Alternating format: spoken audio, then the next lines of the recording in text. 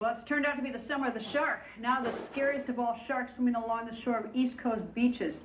A Cape Cod lifeguard watches in horror right off a very crowded beach as a seal gets ripped apart by a great white shark. So far this year, more than 30 shark attacks reported here in the United States.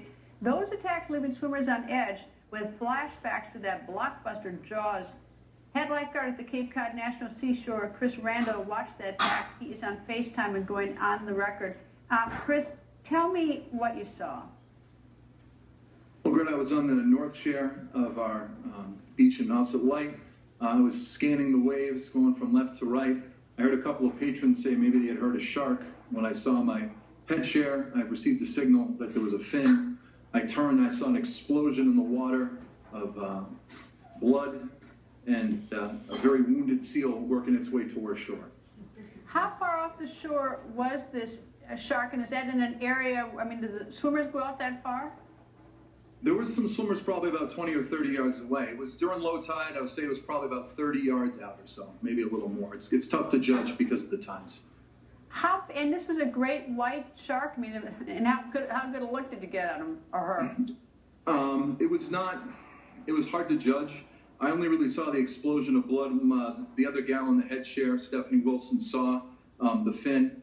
At that point, we were focused on clearing people out of the water and getting them out of there as quickly as possible. Like I said, there were some boogie boarders probably about 20 to 30 yards away from that attack. Are you apprehensive at all swimming in that area? I've been back in the water, not that night, but the next day and subsequent days as well. The most important thing to remember is to not swim near the seals. When we cleared the water, we cleared it at 2 other beaches that were near there, just as a precaution, until the end of the day.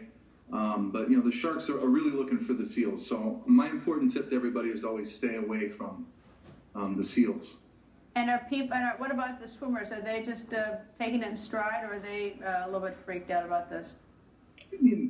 Every day, even before this attack, patrons would come and ask me about sharks and when was the last time that I'd seen one. I think the patrons are, not going out as deep as they used to. I've been doing this job for 14 summers now, and in the old days, people used to swim out a lot further, including the lifeguards.